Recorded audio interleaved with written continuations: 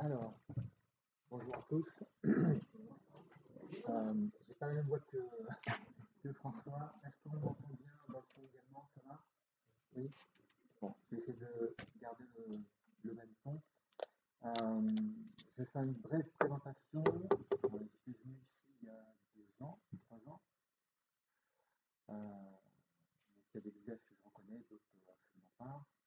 J'ai pas beaucoup de mémoire, donc il y a peut-être des personnes que j'avais déjà vues, mais que je ne reconnais pas quand même. Donc je m'appelle Didier Giraud, je suis de la région de Bordeaux. Et j'ai lancé mon activité en 2006, sachant que j'ai toujours été médium depuis tout petit. Voilà. Euh, Petit déjà, euh, je captais certaines choses. Ce qu'il faut comprendre, c'est que quand on est médium, on n'a pas de télécommande. C'est pas nous qui choisissons les messages qui nous sont adressés. Si c'était le cas, j'aurais une super belle maison sur une île que j'aurais achetée parce que j'aurais gagné au loto. Voilà. Donc, il y a des choses que je veux voir, que j'aimerais savoir, et je ne vais pas forcément avoir l'information. Et il y en a d'autres, je ne demande rien à personne, et ça me tombe dessus, mais c'est pas forcément au moment où je suis disposé. Voilà. Et des fois, je peux être en train de tourner mon jardin, puis tout à coup, je vais recevoir des messages. Ça peut être comme ça. Euh, Depuis que je suis tout petit, euh, je, je capte mes guides. Alors, ce qui est frustrant pour moi, c'est je ne les vois pas, je ne les entends pas. Je les ressens, je les perçois. Donc c'est enquiquinant, pour rester poli, de savoir qu'on sent une énergie, mais de ne pas la voir avec ses yeux, et puis de ne pas savoir ce que cette énergie veut, parce que je ne suis pas télépathe, je n'entends pas ce qu'elle me dit. Par contre, je suis ce qu'on appelle un médium kinesthésique. Tout est basé sur le ressenti. Alors oui, je suis un hypersensible et je suis empathe. Vous connaissez tous l'expression qui dit une image vaut 1000 mots. Vous êtes d'accord? Vous la connaissez cette expression? Dites-vous qu'un ressenti vaut 1000 images. Voilà. Quand je ressens quelque chose, je vais ressentir toutes les émotions qui accompagnent. Donc je vais sentir si l'information que l'on me communique est agréable ou désagréable pour la personne qui va l'entendre. Exemple, euh, si je croise une femme, eh ben, je peux percevoir qu'il y a une énergie qui l'accompagne. Pas qui l'accompagne à côté d'elle, ni au-dessus, ni au-dessous, pas autour, mais en elle. Et là, je vais me dire, oh, la dame, elle est enceinte. Alors que ça ne se voit pas, hein. Et ça a été le cas pour une de mes clientes habituelles. Je donnais que son prénom pour réserver l'anonymat. Elle s'appelle Sarah. Elle a l'habitude de me consulter. Euh, Elle est un peu forte. Et ce jour-là, elle s'installe en face de moi et je l'ai regardée et je lui dis, oh, Sarah, vous êtes enceinte? Et elle m'a regardé, elle m'a dit, mais comment vous savez, monsieur Giraud? Je suis enceinte que de 3 semaines.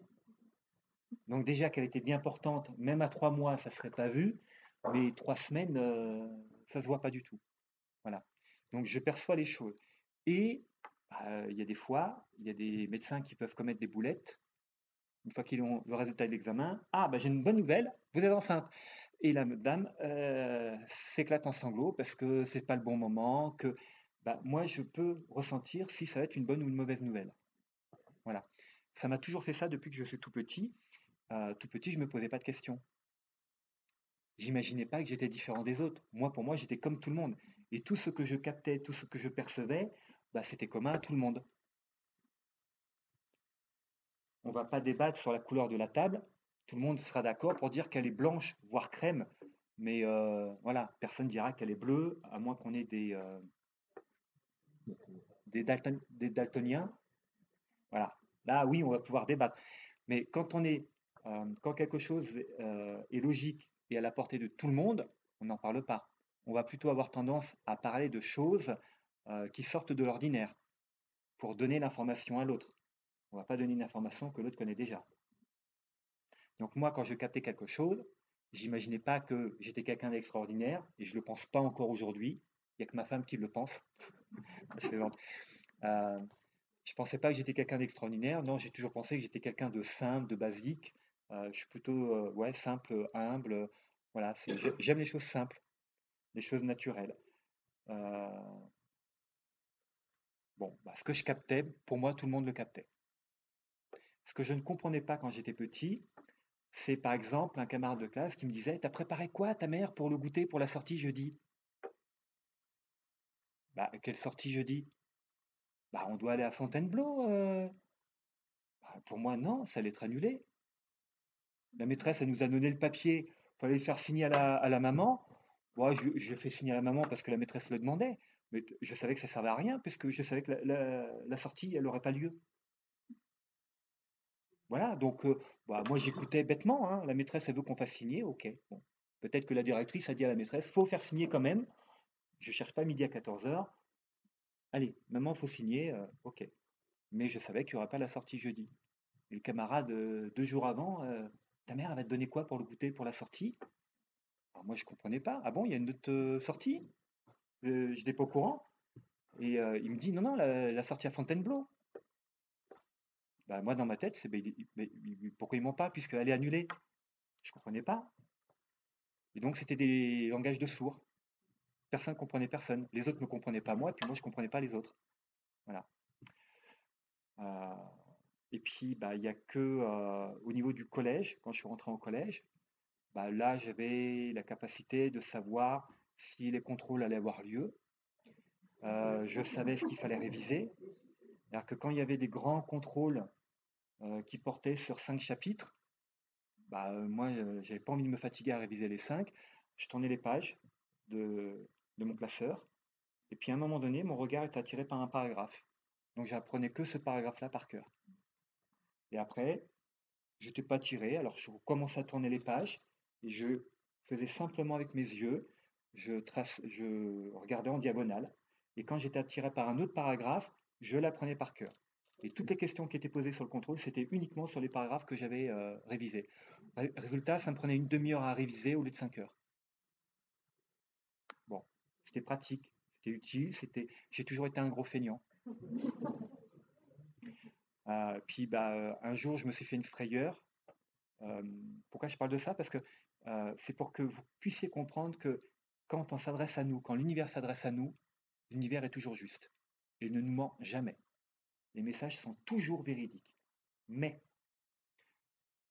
notre interprétation, elle n'est pas tout le temps juste. Et un jour, j'étais en train de réviser le soir, je tournais les pages de mon classeur, contrôle de maths, un gros contrôle. Je tourne toutes les pages, hein. J'arrive à la dernière, il n'y a rien qui avait attiré mon regard. Zut, je ne comprenais pas, c'est la première fois que ça m'arrivait. Je reprends tout depuis le début, j'y vais plus lentement, j'essaie de me concentrer davantage, et une seconde fois, j'arrive à la fin, aucun paragraphe n'avait attiré mon attention. Et là, je me suis dit, mais pourquoi ça marche plus? J'ai pas compris. Quand on est habitué à quelque chose d'agréable, qui nous facilite la vie, et qu'il faut retourner à la méthode ancienne, bah, c'est comme si aujourd'hui on vous supprimait la voiture, quoi. Ah, il va falloir y aller en vélo, à pied, en diligence, à cheval. Elle est beaucoup plus problématique. Là, on va la regretter, la voiture. Ce que tu disais tout à l'heure, il y a une citation qui dit: on ne prend jamais trop conscience de la valeur des choses qu'une fois qu'on en est privé. Bah, du coup, j'ai tout recommencé depuis le début, mais là, il a fallu que j'apprenne par cœur. Il m'a fallu une demi-heure pour la première page, pour l'apprendre par cœur. J'avais 12 pages, 6 heures. Il était 8 heures du soir. Comme je suis un gros feignant, je préférais d'abord m'amuser, réviser après. 6 heures, il est 20 heures. Là, je me suis dit, j'étais en panique. Et dans ma panique, j'ai dit, mais pourquoi ça marche pas? Pourquoi ça marche plus? Je vais jamais pouvoir tout réviser. Et là, le message que je capte, la prof sera pas là demain. Ah, mais c'est pour ça! Bah, je risquais pas d'être attiré par quelque chose. Si la prof elle est pas là, il n'y a pas de contrôle. Il y a rien qui pouvait m'attirer. J'ai fermé le classeur et puis bah, je suis allé m'amuser. Je suis allé jouer. Le lendemain matin, je vais quand même au collège, hein. Je vais au collège quand même. J'ai aucune preuve, j'ai pas un mot de la part des professeurs qui atteste qu'il n'y aura pas cours de maths. J'y vais quand même. Et puis du coup, je prends pas mes affaires de maths, ça sert à rien. La prof, elle est pas là. Je suis un gros feignant. Je ne veux pas porter du poids dans mon cartable alors que ça va être d'aucune utilité. Je suis partisan du moindre effort. Et donc, j'arrive au collège, j'attends, je suis serein. Les grilles du collège s'ouvrent, on rentre dans le collège, on va dans le couloir, on attend à côté de la porte où on a l'habitude d'avoir cours. Et puis, il y a toutes les classes qui rentrent dans, dans leur classe respective. Et nous, on est la dernière à attendre dans le couloir. J'ai un camarade de classe, il est appuyé contre la porte. Puis à un moment donné, il voit la poignée. Il appuie son coude comme ça pour se mettre à l'aise. Sauf que la porte n'était pas fermée à clé. Normalement, elle aurait dû l'être, mais là, ce jour-là, elle ne l'était pas. Donc en appuyant sur la poignée, la porte s'est ouverte, lui, il est tombé. On a tous éclaté de rire. Mais du coup, au lieu d'attendre bêtement debout dans le couloir, on est rentré, on s'est installé, on s'assoit. Et là, je me rappelle, à l'époque, j'avais un copain euh, qui vient me voir, Walter, il s'appelait. Il était en panique à cause du contrôle. Il me regarde, et puis comme j'étais plutôt bon élève, il me dit Didier, je peux m'installer à côté de toi pour le contrôle? Et moi, j'ai un grand sourire, je suis confiant, puisqu'il n'y a pas de contrôle. Donc, d'une manière complètement détendue, je dis ouais, ouais, vas-y. Mais j'ai un grand sourire. Moi, je m'amuse de voir à quel point il panique, alors qu'il panique pour rien. Lui, il me voit complètement détendu avec le sourire. Bon, du coup, ça le met en confiance. Et il s'installe et il me dit t'as bien révisé? Et je le regarde, je fais non, pas du tout. Ah ouais, ouais. Donc, du coup, il a bugué. Il a tourné la tête à droite, la rangée de droite. Il y avait une fille. Je peux m'installer à côté de toi? Elle lui a dit oui. Il a pris ses affaires, il est parti. J'avais plus personne à côté. M'en fous. La prof est pas là. La porte s'ouvre, la prof. Et là, ma première pensée, la première chose à laquelle j'ai pensé, maman va me tuer. Alors, ma mère, elle rigolait pas avec les notes. Hein. Je n'ai pas révisé, mais qu'est-ce qu'elle fait là? On m'a dit qu'il n'y aurait pas cours, qu'elle serait pas là. Donc qu'est-ce qu'elle fait là? Et la prof, désolée pour le retard, il y a du monde sur la route, elle pose sa veste, elle pose sa sacoche, elle se retourne vers le tableau, elle prend une craie. Bon, vous sortez une feuille, vous écrivez la date du jour, votre nom, votre prénom, la classe. Elle fait un grand 1, elle commence à écrire, et puis à la porte, ça fait. Il y avait une petite lucarne à la porte d'entrée. Je vois la conseillère d'éducation qui lui fait signe. Elle s'approche, elle ouvre la porte, ça chuchote. Elle fait oui de la tête, elle ferme la porte, elle se tourne vers nous, elle dit bon, écoutez, je suis désolé, c'est l'école de ma fille qui vient de m'appeler, elle a une gastro, il faut que j'aille la chercher. On fera le contrôle la prochaine fois. Oui, on m'a dit qu'il n'y aurait pas contrôle parce qu'elle ne serait pas là. Ils n'ont jamais dit qu'elle ne viendrait pas. Elle est venue et elle est repartie. Elle n'était pas là. Tout ça pour vous dire que les messages qu'on peut percevoir sont toujours justes. Mais notre interprétation est faussée. Voilà. Dans toutes les conférences que je fais, je n'ai aucun papier, je ne lis pas de texte, tout est fait sur l'inspiration. Et c'est facile pour moi parce que je ne parle que d'expérience. Ce pas des choses que j'ai lues dans des bouquins, je n'ai pas regardé des émissions à la télé, je n'ai pas regardé d'autres conférenciers, confrères, parler, traiter de sujets. Non, tout dans ma vie est basé uniquement sur mon expérience.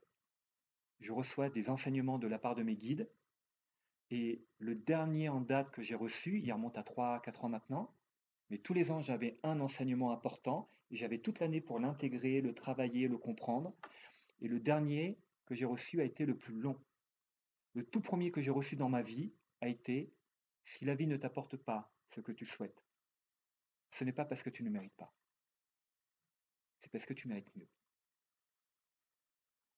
Et nous, parce que tu mérites mieux.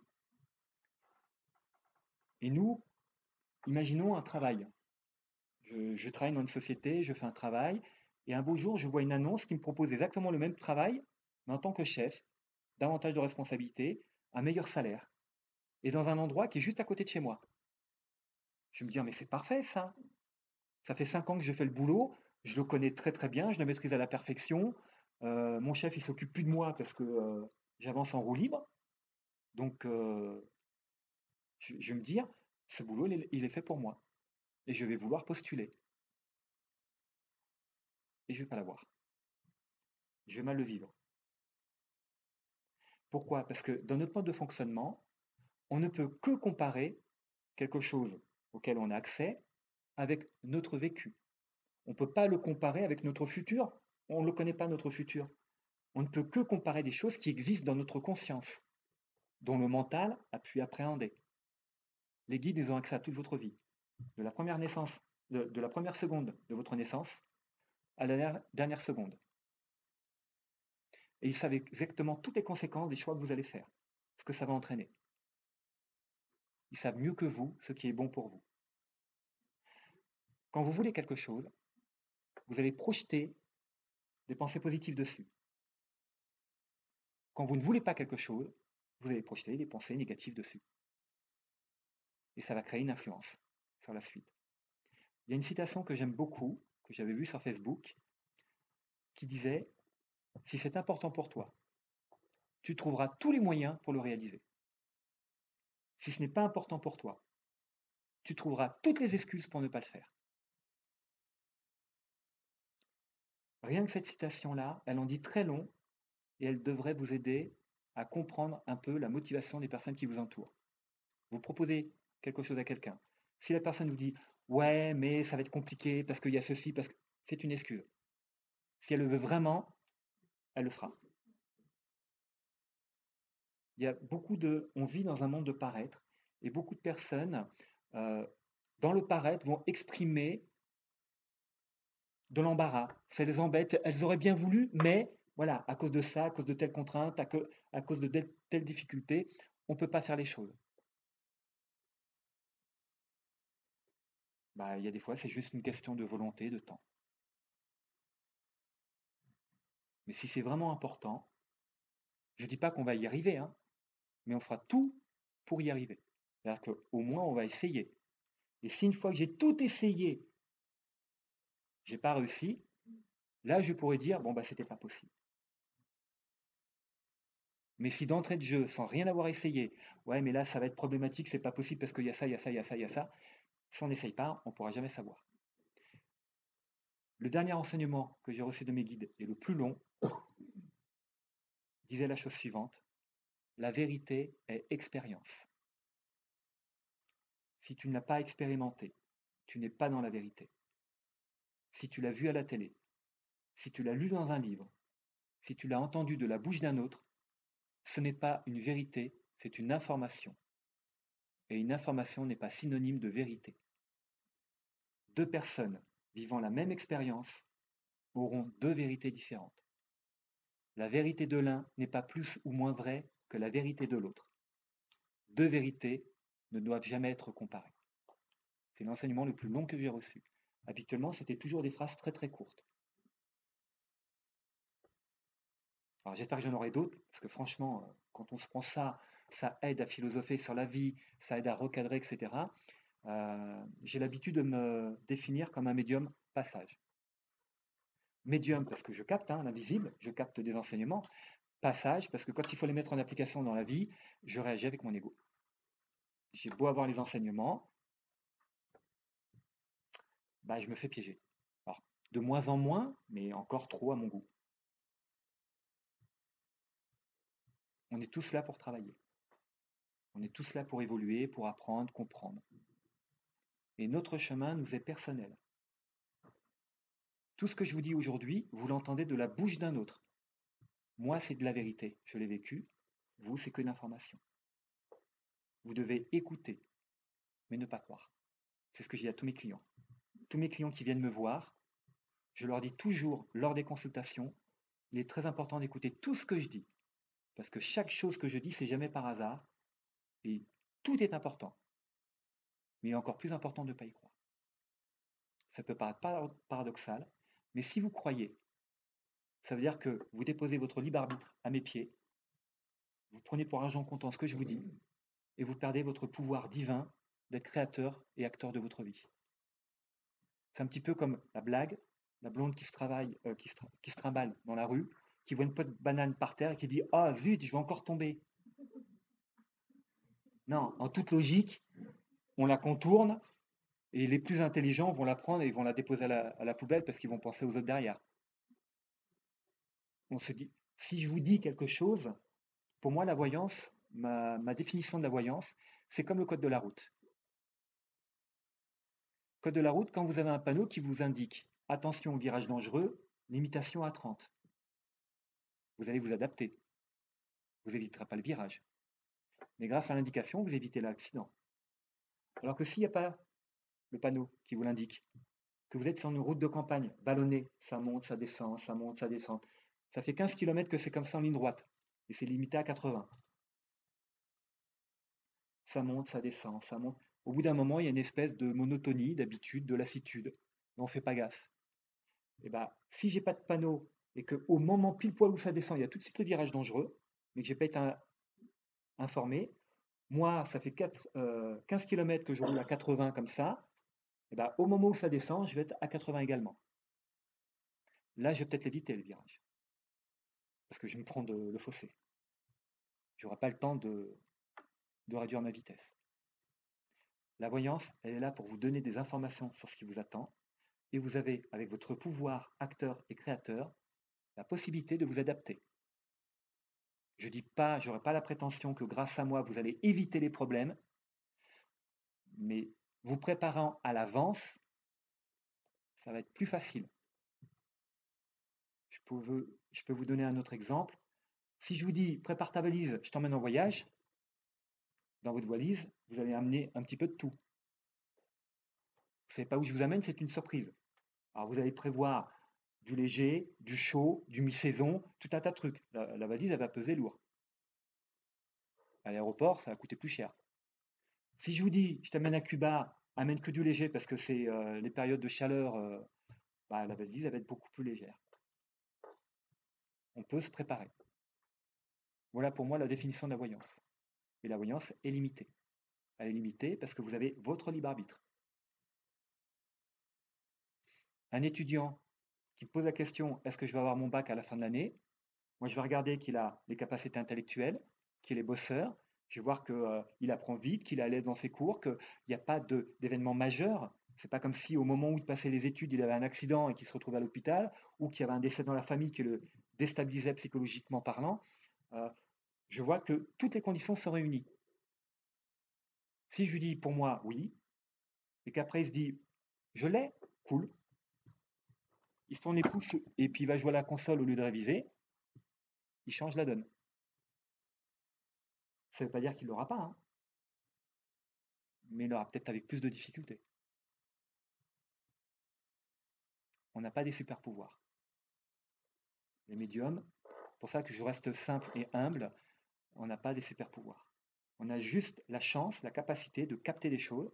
Mais moi, au moment où je les capte, j'ai plein de clients qui me posent cette question-là. Mais quand vous dites ça, vous êtes sûr de vous? Parce qu'ils veulent vraiment que ça se réalise, hein, ce que je dis. Je leur dis non.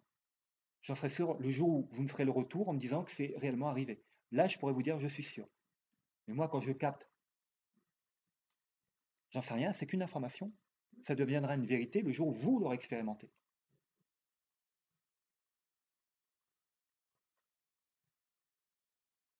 Le thème de la conférence d'aujourd'hui, l'art de la guérison spirituelle par la pensée.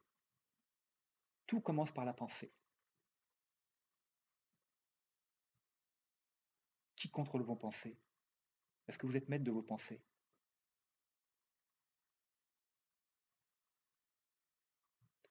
Je vais vous donner un exemple qui. Je fais tout à l'inspiration, hein, je n'ai pas de notes. Hein. Donc mes conférences, je ne les amène jamais de la même manière. Là, on me dit de vous citer un exemple qui est tout bête. Si je vous dis. Ouais, mais il faut que je me rappelle maintenant.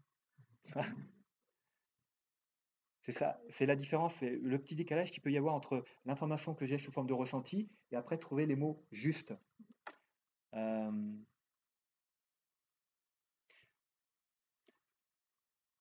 c'est du style, je vous dis, soyez maître de votre vie.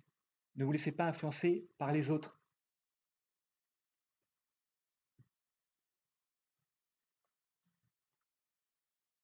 J'ai plus les paroles. En fait, il y a une chanson, la chanson, ça fait euh, prouve que tu existes.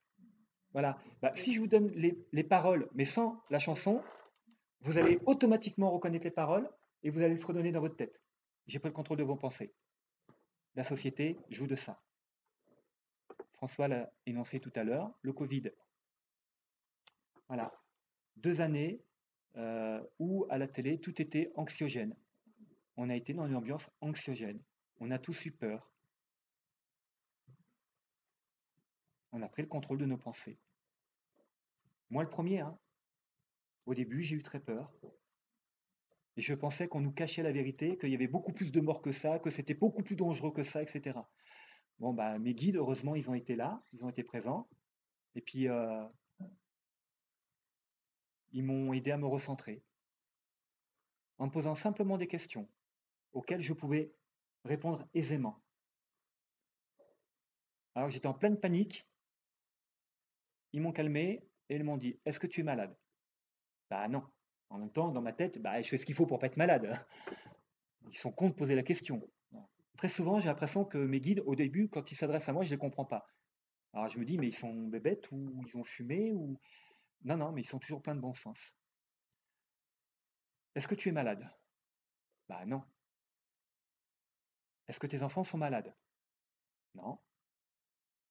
Est-ce que ta femme est malade? Non. Est-ce que dans ta famille, quelqu'un est malade? Non. Est-ce que dans tes amis, quelqu'un est malade? Voilà, je pense à mes amis. Non. Sur le plan relationnel, dans tes clients, tes patients, dans les gens que tu croises dans la vie de tous les jours. Est-ce que tu as déjà croisé quelqu'un malade du Covid? Non. Ça, c'est ta réalité. C'était pour me faire comprendre qu'à la télé, ce n'était pas ma réalité. Ça ne veut pas dire que ça n'existe pas, mais je me rends malade de quelque chose qui existe ailleurs que dans ma réalité. Et le simple fait d'y penser a généré des peurs, des angoisses, des émotions négatives. L'art de la guérison spirituelle par la pensée. Tout commence par la pensée. Une pensée entraîne, génère une émotion.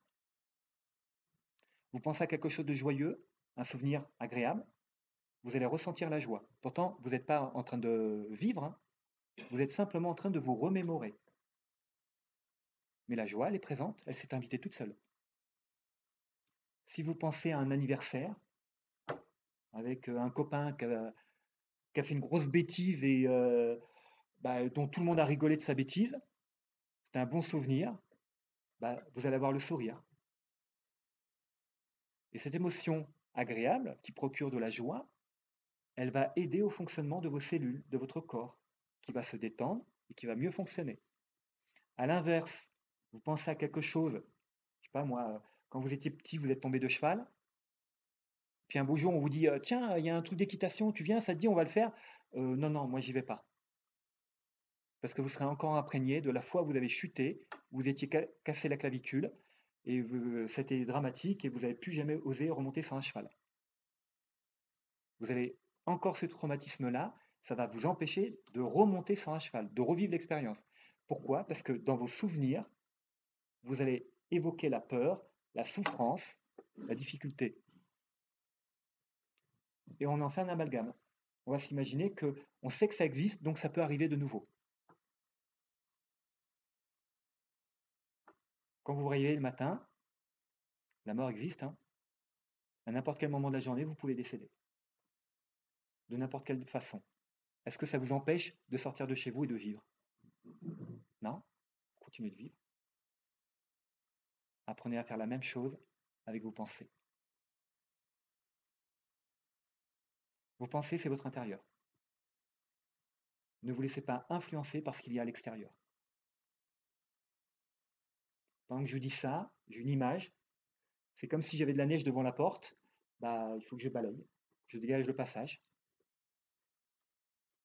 Et tout ira bien. Quand vous êtes chez vous, il y a peu de chances que la neige s'invite chez vous. Ou alors c'est vraiment qu'il a neigé énormément et que la toiture n'a pas résisté.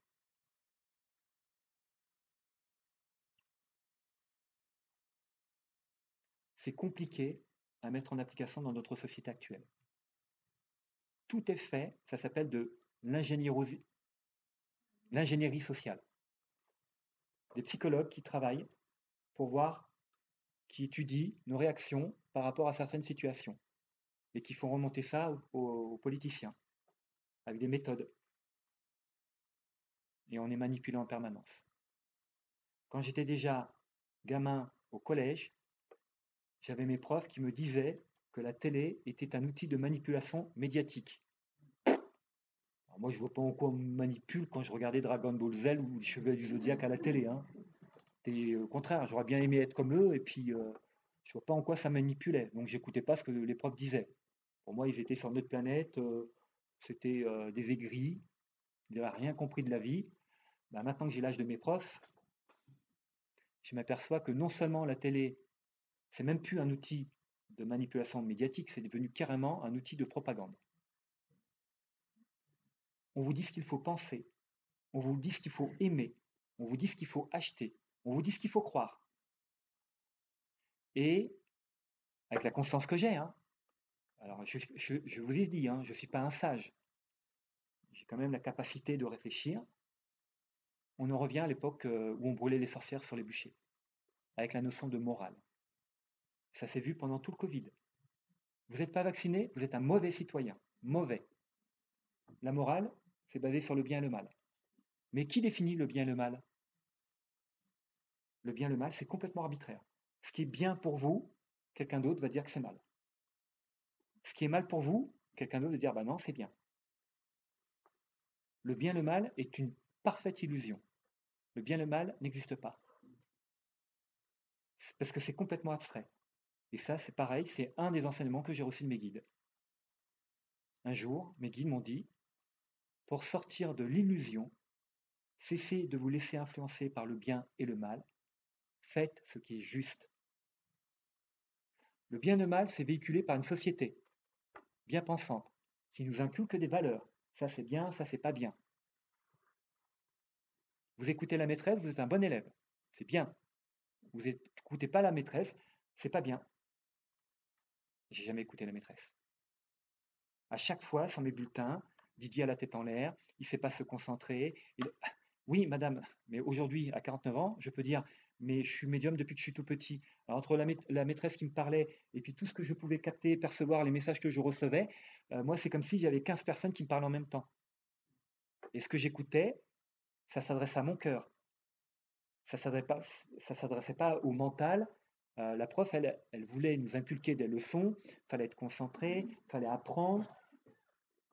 À quoi ça m'a servi? Levez la main. Qui se rappelle du théorème de Pythagore? Levez la main. Donc vous êtes tous des mauvais élèves. Tout ça pour vous dire qu'à l'école, on nous apprend tout un tas de choses qui viennent nourrir le mental. À quel moment on vous apprend à l'école à être à l'écoute de votre cœur? À quel moment? Est-ce qu'il y a des cours d'empathie? Est-ce qu'il y a des cours de générosité? Est-ce qu'il y a des cours de méditation? Se recentrer sur soi? Être à l'écoute des autres? Non. On est élevé, on est conditionné pour la compétition. Il faut être le meilleur élève. Et vous n'êtes pas un bon élève, bah vous êtes critiqué. Mes guides m'ont un autre enseignement de mes guides. Je l'ai beaucoup aimé celui-ci. Il disait la chose suivante. Ce qui importe, ce sont tes intentions et tes actions, pas le résultat. Le résultat dépend d'une multitude de facteurs dont tu ignores totalement l'existence. Et dans quelle société on vit, on focalise sur le résultat. Vous passez 10 heures de votre temps à préparer quelque chose, le résultat il n'est pas à la hauteur, on vous condamne. Vous avez mal fait votre travail. Non, vous avez pu bien faire votre travail, vous êtes investi, vous y avez consacré 10 heures de votre temps. Le résultat n'est pas à la hauteur de ce que quelqu'un attendait, bah pour lui, vous n'avez rien fait. Et vous, après, vous allez vivre avec la culpabilité de ne pas avoir fait suffisamment bien. Bien, j'ai dit quoi tout à l'heure? Le bien, le mal, c'est complètement illusoire. Vous ne faites jamais bien, vous ne faites jamais mal. Vous devez être à votre écoute et faire en fonction de vous. Quand vous faites la déco chez vous, la déco, vous la faites pour vous ou vous la faites pour les gens qui vont venir? Vous devez la faire pour vous. Tout dans votre vie, vous devez toujours faire les choses en fonction de vous, en priorité. Je ne dis pas qu'il faut ignorer les autres, mais en priorité, ça doit être fait en fonction de vous. Sinon, vous êtes dans le sacrifice et vous allez passer une vie de sacrifice à toujours faire les choses pour les autres, et à quel moment vous êtes réalisé? Jamais. Parce que même en vous donnant un fond pour les autres, il y aura toujours une personne qui sera mécontente, qui ne sera pas satisfaite. Et vous aurez toujours le sentiment de ne jamais donner assez, de ne jamais faire assez. Quand vous faites les choses pour vous, eh ben, il y a au moins une personne qui est contente. Vous. Une année, quand j'ai emménagé avec mon ex-femme, j'avais un appartement, on a décoré l'appart selon nos goûts, etc. Et mon ex-femme, elle a une grand-mère.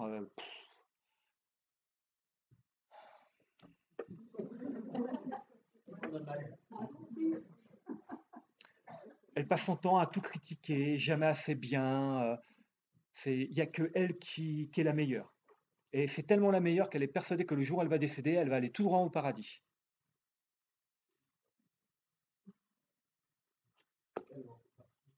Le paradis, c'est basé sur la simplicité, pas sur l'ego. Un jour, donc, on a toujours fait en sorte que ça se passe bien, qu'elle soit contente.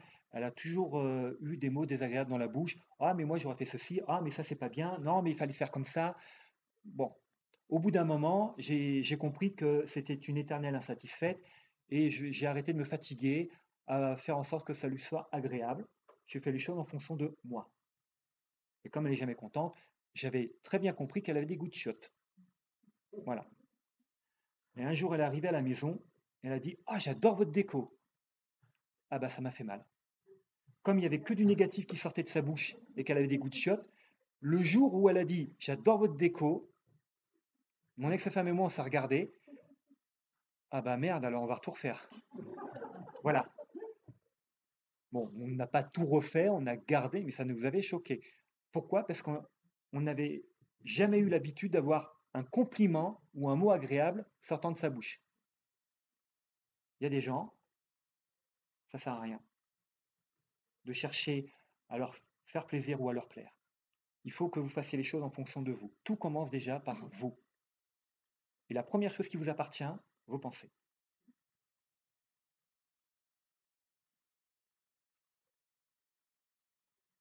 C'est facile de prendre le contrôle de vos pensées.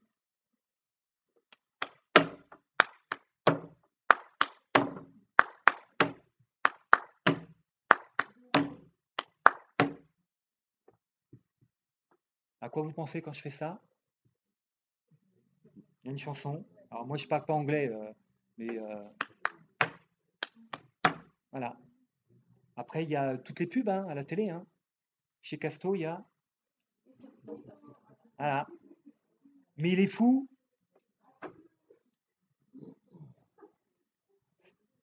C'est facile de prendre le contrôle de vos pensées. Donc il est important, il est urgent de se recentrer sur soi. D'arrêter de vous laisser influencer par ce que peuvent dire ou penser les autres. C'est très important. Je vous ai dit tout à l'heure, une pensée génère une émotion. Sauf si, à un moment donné, vous discutez avec quelqu'un, on est à la même soirée, s'il dit: Ah, j'ai adoré les tapenades qu'elle nous a préparées, vous, ça ne vous a fait ni procurer du plaisir, ni l'inverse, bah, vous allez y repenser, vous dire: bah, sans plus, quoi. Mais une pensée est rattachée à une émotion. Et une émotion a une influence sur votre corps physique. Et à force de cultiver des pensées négatives, vous entretenez des émotions négatives. Et le corps, quand il a des émotions négatives, il est en panique, il angoisse, il y a des poussées d'adrénaline qui augmentent le rythme cardiaque, la respiration. Alors, c'est très sain hein, d'avoir ces montées d'adrénaline pour nous protéger de réels dangers. Mais quand les dangers sont illusoires et qui sont entretenus dans la vie de tous les jours, bah vous avez votre métabolisme qui fonctionne à fond alors qu'il n'y a pas lieu d'être. Donc vous vieillissez prématurément, vous créez des maladies. On angoisse. Quand on angoisse, qu'est-ce qui se passe? L'estomac, c'est le deuxième cerveau. L'estomac, il a deux fonctions. Sur un plan terrestre, il va digérer les aliments. sur un plan énergétique, il est là pour digérer les émotions. C'est la raison pour laquelle, quand vous avez une émotion qui est lourde, ça vous coupe l'appétit. Ou alors, à l'inverse, une émotion qui va vous procurer une peur avec une sensation de vide immense, vous allez vous mettre à manger, comme si on cherchait à combler la peur.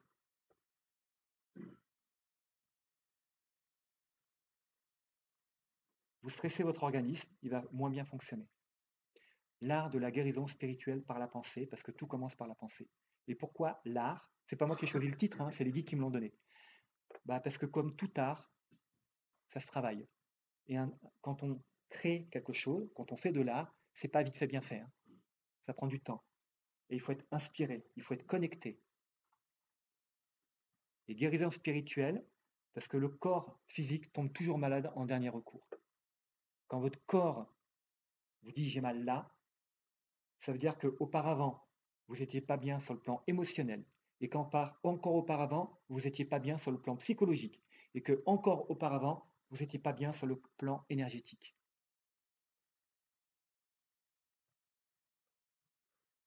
Mon boulot ne me plaît pas. J'aime pas mon boulot. Bah oui, mais il faut travailler. Si je vais plus bosser, j'ai plus de revenus. Donc je me force à faire quelque chose que j'aime pas. J'y vais à reculons. Je m'écoute pas.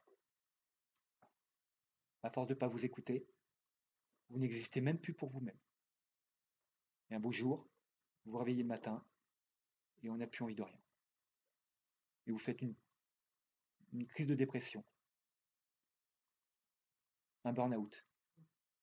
On a donné toute l'énergie qu'on pouvait à quelque chose qui ne nous convenait pas. Reprenez le contrôle de vos pensées. Ne vous laissez pas influencer par qui que ce soit d'autre que vous-même. Aujourd'hui, tout ce que je vous dis, c'est ma vérité. Pour vous, ce ne sont que des informations. Je ne vous dis pas de croire en tout ce que je dis. Simplement, il y a des choses qui vont faire écho en vous, qui vont résonner. Vous dire, ouais, c'est vrai, je suis d'accord avec lui. Ça veut dire que ça fait partie de votre vérité. Je ne fais que réveiller quelque chose en vous. Il y a certaines choses que je dirais, vous direz, bah non, là, je ne suis pas d'accord. C'est votre vérité. Vous ne laissez pas influencer par ce que je dis. Voire même, je vous mets au défi de me prouver le contraire. En vous mettant au défi de me prouver le contraire, ça vous forcera à expérimenter d'une façon différente de la mienne, mais au moins, ça vous permettra d'être dans votre vérité à vous. Et vous reprendrez le contrôle de votre vie. On nous a manipulés pendant des années, des siècles même. C'est pas d'aujourd'hui, il n'y a pas que notre société moderne actuelle, mais pendant des siècles, on nous a dit ce qui était bien et on nous a dit ce qui était mal. C'est bien d'aller à l'église le dimanche matin, vous irez au paradis. Vous n'allez pas à l'église le dimanche matin, vous irez en enfer. Malheureusement, ça, je l'ai vraiment entendu. Le cousin de mon ex-beau-père, euh, alors quand on fait le catéchisme, on passe, je ne sais pas trop quoi, il y a la communion, enfin je sais pas trop quoi. Et lui, le cousin de mon ex-beau-père, avait deux garçons qui avaient fait leur catéchisme et il passait quelque chose. On était invités, on y est allé. Et le prêtre qui était là, il a commencé son serment en disant j'aimerais que nous fassions une minute de silence et que nous prions pour ces pauvres âmes qui ne viennent pas à l'église le dimanche matin et qui seront condamnées à l'enfer.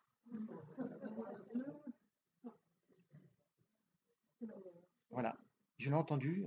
Alors, je dis pas, je crache pas sur l'église, je dis pas que tous les prêtres sont comme ça. Le prêtre, c'est avant tout un homme et chaque personne a ses propres pensées. Il est très important de faire attention à ce qu'on laisse rentrer à l'intérieur de nous. Il ne faut pas faire de ces pensées des vérités absolues et universelles. Un jour, mes guides m'ont montré une montagne. Ils m'ont dit la vérité, c'est le sommet de la montagne. Il existe autant de chemins qui mènent à cette vérité que d'êtres humains sur Terre. Ça veut dire que nous avons chacun notre chemin. Mais on a tous la même destination. Mais votre chemin n'est pas le mien n'est pas le vôtre. Des fois, on aura des parcours similaires, identiques, jusqu'à un embranchement, un carrefour.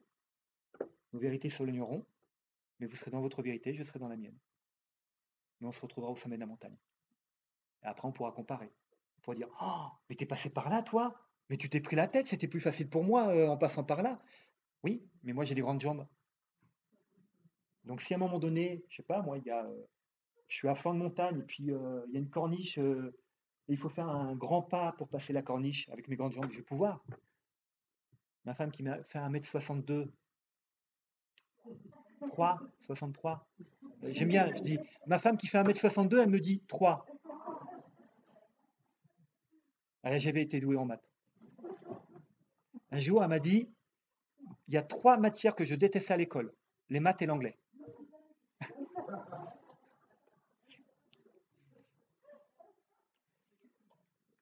Non, elle n'a jamais dit, c'est une blague. Euh, donc, on a tous notre vérité. Le tout, c'est de ne pas chercher à en faire une vérité absolue et universelle. Là réside le danger. Parce que du coup, je vais vouloir que tout le monde se comporte comme moi. La définition de l'égoïsme, qu'est-ce que l'égoïsme? Beaucoup de personnes s'imaginent que quelqu'un d'égoïste, c'est quelqu'un qui pense qu'à lui. Non, c'est faux. Quelqu'un qui pense à lui, c'est quelqu'un de respectueux de lui-même. C'est quelqu'un qui est à son écoute. Ce n'est pas de l'égoïsme. Le véritable égoïsme, c'est quand vous imposez votre volonté aux autres, au détriment de leurs désirs. Exemple, j'ai envie d'aller à la plage. Il fait beau. Je suis avec un groupe de copains. Je propose l'idée d'aller à la plage. Il y en a 3 qui sont d'accord sur les 5. Moi qui ai donné l'idée, on est 4. Et il y a le 5e, ouais, mais la plage c'est loin, il faut mettre 1 heure pour y aller, 1 heure pour revenir. Il fait beau, mais il y a un petit peu de vent. Alors, avec le vent sur la plage, il risque d'y avoir davantage. Ça va être chiant. Vous voulez pas qu'on se fasse un parc plutôt? Et moi, je vais être dégoûté parce que, bah non, j'ai envie qu'on aille. Je veux dire, ah non, bah, c'est bon, arrête. On est 4 sur 5 à vouloir aller à la plage. Et dans les 4, enfin dans les 3 autres, il y en a un qui va dire, ah, mais c'est pas mal non plus le parc. C'est vrai, il y en a un qui est juste à côté. Au moins, on y sera tout de suite. Si je me mets en colère et que je dis à celui qui a eu une idée contraire à la mienne en disant, tu fais chier Seb, t'es toujours en train de, t'es jamais d'accord avec tout le monde, tu penses qu'à toi, t'es égoïste. Le véritable égoïste, c'est moi. Parce qu'en fait, je suis en train de le manipuler, je suis en train de le culpabiliser pour le forcer à adopter mon point de vue, pour qu'on aille tous à la plage. C'est ça le véritable égoïsme. À l'inverse, si je suis à mon écoute, que j'ai vraiment envie d'aller à la plage et que je suis respectueux de chacun, je peux très bien dire, bon bah écoutez, faites ce que vous voulez, si vous voulez aller au parc, allez au parc, moi ça me tente bien la plage, donc je préfère y aller. Et si quelqu'un me traite d'égoïste, en fait c'est un petit peu comme les cours de récré. Quand on était petit, c'est celui qui dit qui est. C'est exactement ça. C'est exactement ça. Quand on vous accuse de quelque chose, bah, demandez-vous le pourquoi la personne vous accuse de cette manière-là. La vérité se situe très souvent entre moi et la personne à qui je m'adresse. Quand je vais dire à quelqu'un tu es trop ceci ou pas assez cela, si je lui dis tu es trop égoïste, comment je peux dire qu'elle est trop égoïste? Pour juger quelque chose, il faut que j'ai un point de comparaison. Quand vous jugez quelqu'un, le point de comparaison, c'est vous. Tu es trop égoïste. C'est-à-dire que vous n'êtes pas autant que cette personne-là. Vous prenez vous en référence. Mais vous n'êtes pas à la vérité absolue universelle, la personne non plus. Raison pour laquelle mes guides m'ont dit, la vérité est souvent entre toi et la personne envers qui tu t'adresses. À l'inverse, tu es trop généreux. Ça peut me déranger. La personne est généreuse avec tout le monde, moi pas. Bah, du coup, je suis dans la comparaison. J'ai l'impression que j'en fais pas assez, mais je peux pas parce que mes moyens ne me permettent pas. Ça va me déranger et je vais dire à la personne, oui, mais arrête là, parce que tu es trop généreuse, les gens vont abuser. Alors qu'en réalité, bah, tu es trop généreuse. Si elle a les moyens, que ça ne lui coûte rien et qu'elle fait du bien autour d'elle, pourquoi ça me dérangerait? Encore une fois, dans mon système de pensée, c'est-à-dire que je ne pense pas à moi, je pense à moi et à l'autre. Donc je suis dans la comparaison. On n'a pas à comparer. Quelque chose vous plaît, faites-le. Arrêtez d'avoir peur du regard des autres. Quelqu'un arrive derrière en critiquant et en se moquant, ne vous vexez pas. Il a le droit d'être con. Les goûts, les couleurs ne se discutent pas. Il a le droit d'être méchant, il a le droit d'être maladroit. Le principal, c'est que vous ayez fait quelque chose qui vous ait plu à vous, qui vous nourrisse. Cultivez des bonnes pensées. À un moment donné, j'en ai marre de la société dans laquelle on vit, où je vois que tout devient de plus en plus négatif et tout n'est que de plus en plus manipulation. C'est compliqué d'être consciemment ouvert, de constater toutes ces manipulations, voir où est-ce qu'ils veulent nous amener, et puis ils y arrivent très très bien, hein. Mais ça fait des années que je m'en rends compte. Quand j'étais jeune, il y a toujours eu des manifestations, hein, dans les rues. Je me rappelle quand j'étais jeune, quand j'étais petit, j'étais à l'école, il y avait des manifestations, des gens qui défilaient dans la rue avec des pancartes, on veut du travail. Les gens voulaient travailler. Ils demandaient à avoir du travail. Il y a quelques années en arrière, pendant la crise des Gilets jaunes, on veut du pouvoir d'achat. C'est des gens qui travaillaient, qui descendaient dans la rue parce qu'ils n'arrivaient pas à gagner leur vie correctement. C'est des gens qui travaillent, mais qui sont à la base de la société, la base de la pyramide, qui ont le strict minimum, le SMIC. La vie qui augmente, les salaires qui gèlent, on augmente le SMIC de 0,5% pendant on subit une inflation de 4%. Ils font comment pour s'en sortir, ces gens-là? Ils n'arrivent plus à vivre, ils n'arrivent plus à faire vivre correctement leur famille. Il y en a qui se privent de manger. Et vous imaginez la décadence? Quand j'étais gamin, les gens, on veut du travail. Ils n'avaient pas de travail, ils voulaient du travail. Et maintenant, c'est des gens qui travaillent. Des gens qui travaillent sont au même point que des gens qui n'avaient pas de travail à l'époque. Elle est où la fraternité, la solidarité là-dedans? Moi, j'étais solidaire de la souffrance. Je suis allé manifester avec eux. C'est pas comme ce qu'ils ont dit à la télé, hein. C'est pas des chômeurs, hein, qu'on demandait du pouvoir d'achat. Les gilets jaunes, ils ont été salis à toutes les sauces. Ça a été des homophobes. On les a traités d'homophobes. En quoi réclamer plus de pouvoir d'achat, c'est homophobe? Ensuite, on les a traités d'antisémites. Il fallait casser le mouvement, il fallait le salir. Ils ont influencé sur la pensée de tout le monde en montrant des images spécifiques, une partie de la vérité, pas toute la vérité, hein, mais une partie. Et après, ils ont montré ça aux infos à la télé. Ah, les gilets jaunes, ils sont violents, ils ont fait ceci, ils ont fait cela. Non, moi j'y étais, j'ai vu ce qui s'était passé. Mais encore une fois, la vérité est expérience. Je l'ai expérimenté, je sais de quoi je parle. Mais la personne qui travaille toute la journée, qui rentre le soir à la maison, qui regarde les infos et qui voit des images choquantes, oh, non mais ils sont cons ces gilets jaunes. Bah oui, mais vous avez été influencé par la télé. On vous a pas dit toute la vérité. Je vous donne un exemple, tout bête, hein, de manipulation, dans le même style, hein.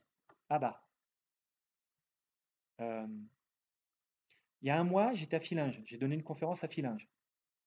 Ça se déroulait dans un cinéma. Il n'y avait plus un siège de libre. Bah depuis, je m'amuse à dire, je me suis produit au cinéma, j'ai fait ça le comble. Tout le monde est étonné, ah bon, t'as joué dans quel film? Voilà, je dis la vérité, mais pas toute la vérité. Je dis une partie de la vérité, j'ai pas menti. Et après, je vous laisse, vous, dans votre raisonnement, je vous laisse imaginer. Il faut arrêter de se laisser influencer. On est constamment manipulé. Et ça nous rend malade. Ça crée vraiment une situation terriblement anxiogène. Et dans l'anxiété, bah, vous ne pouvez pas construire. Ce que vous allez construire dans votre vie, ça va être bancal. Ou alors, il faut vraiment avoir une foi inébranlable. Mais pour avoir une foi inébranlable, c'est faire confiance en l'univers, en Dieu, en nos guides, en notre âme, c'est-à-dire en nous, à tout ce qui se passe à l'intérieur, mais pas à l'extérieur. Par rapport à la pensée, elle fait des choses incroyables. Vous avez tous déjà entendu parler de la pensée créatrice. Bah, si vous saviez, on est encore loin de la vérité, hein. Et tout ça, j'ai expérimenté. Quand j'étais plus jeune, j'ai eu un accident de scooter avec un camarade, enfin, un copain. Le scooter, il était à son frère. Mon frère avait eu un joli scooter rouge pour son Noël. Frangin n'était pas là. La mère était occupée, le père était au travail. Le copain qui habitait juste au-dessus de chez moi, il vient me voir et puis il me dit ça te dit un tour de scooter? Oh ouais. Hop, on prend le scooter, on sort, on remonte la route. Alors moi, ma mère, elle habitait dans l'immeuble au rez-de-jardin, de ce côté-là. Et puis lui était juste au-dessus, mais en décalé. Et son balcon, c'était rez-de-chaussée, de ce côté-là. Et la route, elle faisait ça, comme ça. Donc, je regarde si ma mère n'est pas devant le balcon pour pas nous griller, parce que ma mère était très copine avec sa mère, et elle savait que le scooter était à Franck, et non pas à Christophe. Donc, on remonte, et puis bien évidemment, après, je regarde au niveau du balcon de sa mère à lui, pour m'assurer qu'elle n'est pas sur le balcon, pour pas qu'on se fasse griller. Et au moment où je tourne la tête, je vois que lui aussi regardait. Et quand on a tourné la tête tous les deux, là, on se retrouve, il y avait une Alfa Romeo rouge qui était garée, la portière passager avant ouverte. Et on se dirigeait en plein dessus. Il a décalé, il y a le tranchant de la portière qui a frôlé le scooter. Oui, mais moi, je suis à l'arrière. Et à l'arrière, j'ai les pattes à l'extérieur. Ah, j'ai mon tibia, il a fait un bisou à la portière. Alors, bien évidemment, avec le choc, j'étais projeté en arrière. Moi, j'étais agrippé à Christophe, projeté en arrière, je serre encore plus. Lui était agrippé au guidon, mais il est projeté en arrière. Mais projeté en arrière, du coup, le scooter, lui, il a continué d'avancer. Et en plus de ça, projeté en arrière, lui, il a agrippé à ce qu'il pouvait, puis par réflexe, il a accéléré sur la poignée. Le scooter, il a fait une roue arrière, et puis pouf, il n'a pas eu la force de le retenir, donc le scooter en roue arrière, boum, plus de scooter. Euh, on se relève tous les deux, et là, au moment où je me relève, j'ai un mal terrible dans la jambe. J'ai l'impression que de mon talon jusqu'en haut, euh, comme si tous mes os avaient été fracturés à l'intérieur. J'ai une douleur abominable. Donc, je marche en boitant. Dès que je pose le pied, mais même les doigts de pied, que ce soit j'avais surtout mal au niveau du talon, mais même au niveau des doigts de pied, j'avais mal. Je me suis assis en tailleur, j'ai fermé les yeux, je me suis concentré sur ma respiration et j'ai dirigé ma pensée là où j'avais mal. Je faisais du karaté à l'époque, donc je ne sais pas comment j'ai fait. Je fais tout à l'inspiration. J'ai pas de technique, mais tout m'est donné parce que je m'ouvre. Donc je ne sais pas ce que j'ai fait, mais je sais simplement que j'ai respiré calmement.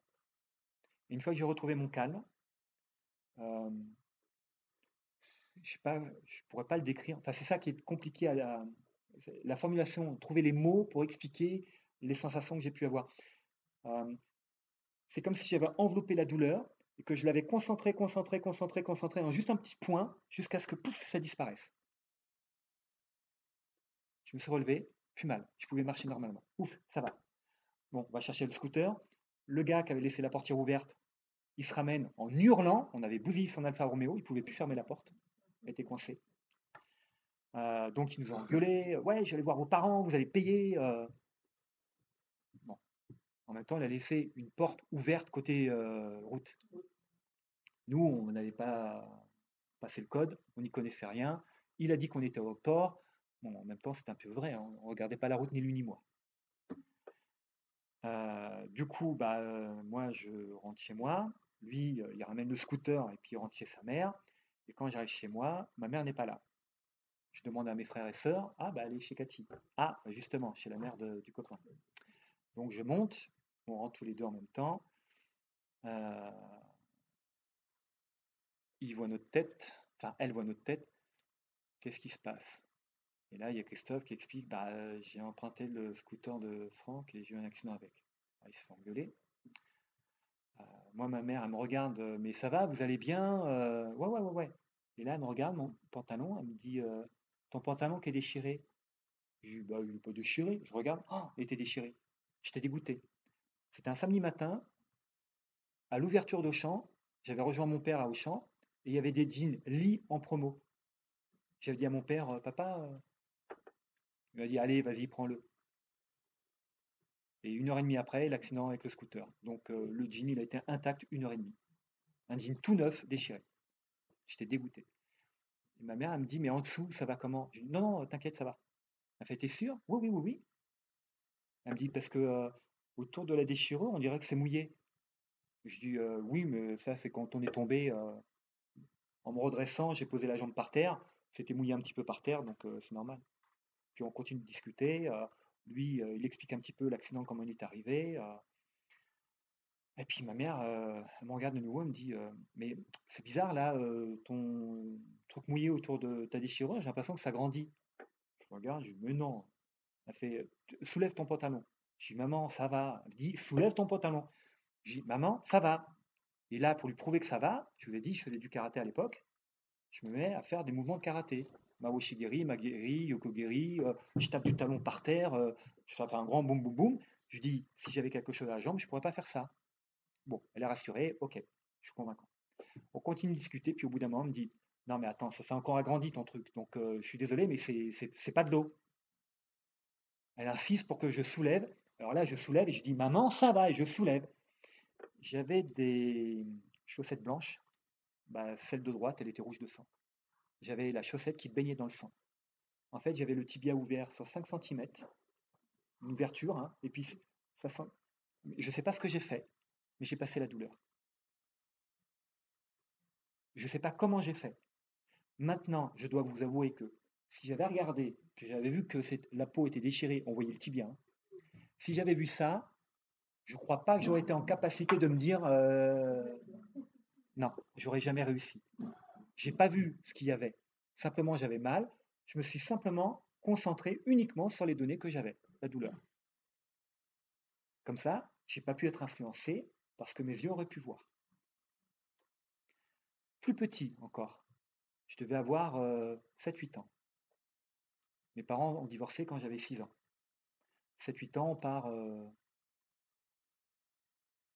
Est-ce que c'était vraiment 7-8 ans? Bon, peut-être un petit peu plus, je ne sais plus. On part en vacances chez ma grand-mère, au mois d'avril, vacances de Pâques. On est là depuis 2 jours seulement. Ma sœur commence à avoir de la fièvre, elle commence pas à être bien. Puis elle se gratte, elle se gratte, elle se gratte. Elle était comme ça. Voilà. Et quand on a enlevé les vêtements, elle était rouge de boutons. Bon, bah, mon père a appelé ma mère. Ma mère a dit, bon, bah, ramène-la moi. Du coup, mon père m'a dit, bon, bah, allez, on range vos affaires, je vous ramène chez votre mère. Moi, j'ai dit à mon père, mais non, moi j'ai rien, je veux rester ici. Mon père, si ta sœur elle est malade, il y a des chances qu'elle t'ait contaminé. Bon, bah, du coup, mes vacances étaient gâchées. J'étais en colère contre ma sœur. La pauvre, elle y était pour rien, mais quand on est gamin, on ne réfléchit pas. On rentre chez ma mère appelle le médecin vient à la maison. Bon, bah, la rougeole. Une semaine après, ma mère rappelle le médecin vient, ma sœur Sophie, pleine de boutons, rougeole également. Une semaine après, ma mère rappelle le médecin et mon autre sœur Betty, qui était bébé, pleine de boutons, la rougeole. Il ne restait plus que moi. Le médecin se tourne vers moi, il me dit, bon, bah, pendant une semaine. Et moi, dans ma tête, on m'avait gâché mes vacances. Et dans ma tête, j'avais dit, non, j'aurai pas la rougeole. J'étais décidé. Hors de question que j'ai la rougeole. Je l'aurai pas. Mais il n'est pas revenu. J'ai jamais fait la rougeole. Il n'y a que à la reprise des cours, il y a qu'à la reprise des cours, où là, je m'étais dit, ah, mais finalement, si j'étais malade, je resterais à la maison. Et là, je me suis dit, bon, bah alors, je veux bien la voir. Bah, non, j'ai eu 2 boutons qu'on poussait, mais c'est tout. Voilà. Donc, j'ai pas fait la rougeole. À l'âge que j'ai maintenant, si jamais je la chope, je vais douiller. Parce que quand on est adulte, c'est beaucoup plus dangereux que quand on est gamin. La pensée, on peut faire énormément de choses avec. Mais vraiment énormément. Vous avez des croyances limitantes. Ces croyances limitantes, définissent vos limites et vous n'irez pas au-delà de vos limites. Délivrez-vous de ces croyances limitantes. Je vous ai dit, cultivez des pensées positives. En 2011, lorsque mes guides m'ont annoncé que je serais amené à faire des conférences partout en France, que ça commencerait par Avignon, que dans un délai de 2 ans, je ferai des interviews radio, que dans un délai de 5 à 7 ans, on me demanderait d'écrire un livre et que je ferai 3 ou 4 passages à la télé, j'ai explosé de rire. J'ai dit non, mais alors là, n'importe quoi. Et même moi, je me suis dit, je ne sais pas où le médium il a branché ses antennes, mais alors là, c'était pas le bon truc. J'ai grillé mes antennes, j'ai capté n'importe quoi, c'était pas pour moi. J'ai pas cru. Mais quelque part, ça avait flatté mon ego. Parce que si vraiment je fais tout ça, ça voudra dire que j'ai quand même une belle notoriété. Et j'avais dit à mes guides, je ne ferai rien pour que ça arrive, mais si vous mettez ça sur mon chemin, je relève tous les défis. 10 jours après, ça se réalisait. Un monsieur m'appelait pour me parler de conférence, il voulait savoir si j'étais intéressé. Je lui dis, alors là, c'est incroyable, vous confirmez le message de mes guides que j'ai reçu il y a seulement 15 jours. Il me dit, comment ça, racontez-moi. Je lui ai tout raconté, et je lui dis au monsieur, ils m'ont même dit que ça commencerait par Avignon. Et là, j'entends au téléphone un Ah! Il dit, alors là, écoutez, c'est incroyable. J'ai sous les yeux les coordonnées de l'association Les Roses à Avignon. Je voulais vous faire commencer par elle, mais j'attendais un signe. Ils vous m'ont donné un.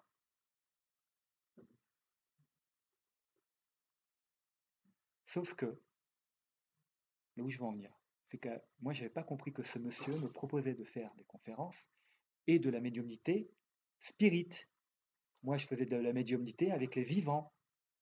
Je me connecte à leurs âmes, à leur énergie, et je leur parle de leur incarnation. Mais je ne fais pas de la médiumnité spirit, rentrer en contact avec les défunts. Et ça, je n'avais pas compris. Et c'est au moment de raccrocher, le monsieur me dit, écoutez, monsieur Giraud, j'étais ravi de cet entretien. Je vais vous laisser. J'appelle immédiatement Michel Sicard, le président de l'association Les Roses à Avignon, qui sera ravi de compter un nouveau médium parmi nous pour entrer en contact avec les défunts. Et là, quand j'ai entendu ça, j'ai ouvert la bouche pour lui dire non, stop, attendez, on ne s'est pas compris. Moi, je ne touche pas à ça, je ne fais pas ça. J'ai pas pu le dire. J'ai pris l'inspiration et tout à coup, malgré le fait que j'avais pris l'inspiration, j'avais plus d'air. Tout était bloqué, je ne pouvais plus parler. Et bien évidemment, la personne au téléphone, elle n'a rien entendu. Qui nous dit mot consent, elle a continué et elle m'a dit à très vite, monsieur Giraud, au revoir. Et elle a raccroché. J'ai même pas pu dire au revoir. Et toutes les journées, j'étais comme ça. Et toute la journée, j'ai engueulé mes guides. Je leur ai dit que c'était un suicide professionnel, qui me lançait dans quelque chose que je ne savais pas faire, que je n'avais jamais fait, je ne sais même pas comment ça marche.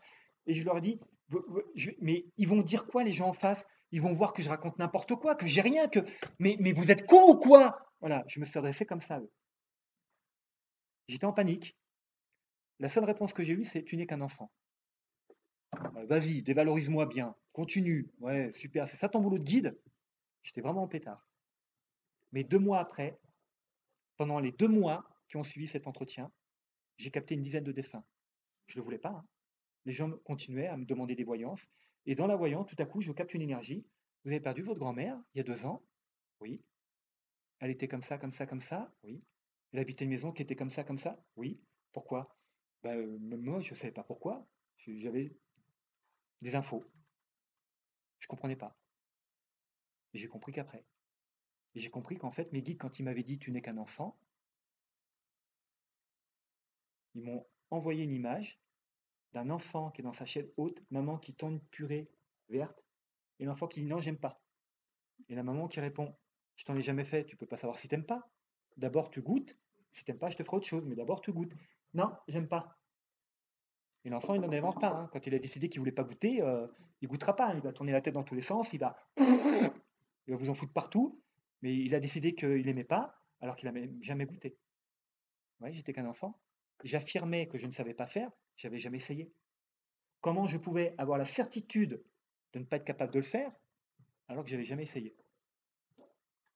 Et dans nos vies, on part du principe que si on ne l'a jamais fait, on ne sait pas faire. Et qu'est-ce que vous faites de votre pouvoir d'apprentissage, de votre pouvoir d'adaptation, de votre pouvoir créateur? On a des pensées limitantes. Ah bah non, j'ai jamais fait, c'est pas fait pour moi. J'aurais bien voulu faire de l'art, mais bon, c'est pas pour moi. Et même si vous avez essayé un jour, ah mais j'ai essayé, c'était catastrophique, mais parce que vous croyez que l'art c'est comme ça? Il y en a qui naissent, c'est inné, hein, avec des capacités, ça vient comme ça. J'ai vu des vidéos de gamins à 3 ans, symphonie de Beethoven. Le gamin, il est inspiré, il le fait à la perfection. C'est pas donné à tout le monde. Mais tout dans la vie, c'est ou inné, ou ça se travaille. Au bout du compte, dans les deux cas. Que ce soit inné ou que vous le travaillez, vous ne pouvez que progresser. Le tout, pourquoi vous le faites? Pour vous ou pour les autres? Il faut que ça vous plaise à vous. À partir du moment où ça vous procure de la joie, vous allez baigner dans des énergies positives. Et plus on est positif, plus on est joyeux, et plus on est généreux, et plus on fait le bien autour de soi. Plus vous êtes malheureux, plus vous êtes angoissé, plus vous êtes frustré, contrarié, plus vous allez vous renfermer sur vous-même. Et moins vous vous occuperez des autres. Vous direz, de toute façon, personne ne s'occupe de moi, donc j'ai déjà assez à faire avec mes problèmes, je ne vais pas en plus me charger des problèmes des autres. Mais il y a des fois, c'est 3 fois rien. Vous faites vos courses, vous voyez une personne qui essaye d'attraper quelque chose, elle n'est pas assez grande pour l'attraper, vous lui donnez gratuitement sans qu'elle ait eu besoin de vous demander. Bah, quand la personne, pour elle, ça peut être beaucoup. Si jamais personne ne se préoccupe d'elle, elle n'a même pas eu besoin d'ouvrir la bouche, vous êtes là pour elle. Elle est dans la gratitude, ça lui génère un sentiment positif, et bah, par empathie, ça vous aussi vous génère un sentiment positif. Quand vous critiquez quelqu'un autour de vous, la première personne à qui vous faites du mal, c'est vous-même. Parce que vous abaissez vos pensées, vos vibrations, votre énergie. À une époque où j'étais révolté de cette société, où j'en avais marre, où je dénonçais tout ce qui se passait, mes guides sont intervenus. Ils m'ont dit, tu fais le jeu du mal. Quoi? Je fais le jeu du mal? Je dénonce ce qui est mauvais et je fais le jeu du mal? Mais pendant que tu en parles, tu génères des pensées négatives, des angoisses, tu angoisses ton entourage. Qu'est-ce que tu apportes de constructif et de positif? S'il y a le feu et que tu gueules au feu, au feu, au feu, tout le monde va être en panique. Tout le monde va paniquer. Tu combats pas du feu en y foutant du feu. Tu combats le feu avec l'élément contraire. C'est la même chose dans nos sociétés. Au lieu de dénoncer ce qui ne va pas, on devrait parler de la solution qui va redresser la situation. À quel moment on fait ça? Non, on fait que dénoncer, dénoncer, dénoncer, dénoncer. Donc on n'a que des termes négatifs. Et on est dans une société de plus en plus anxiogène. Parlez des belles choses.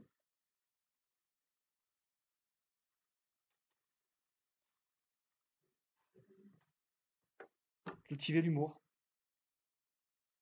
Tournez les choses en dérision. Posez-vous cette simple question. Ce qui me met dans cet état de stress actuellement, cela aura-t-il de l'importance dans 5 ans, dans 10 ans? Quand vous arriverez en fin de votre vie, que vous ferez le bilan de votre vie.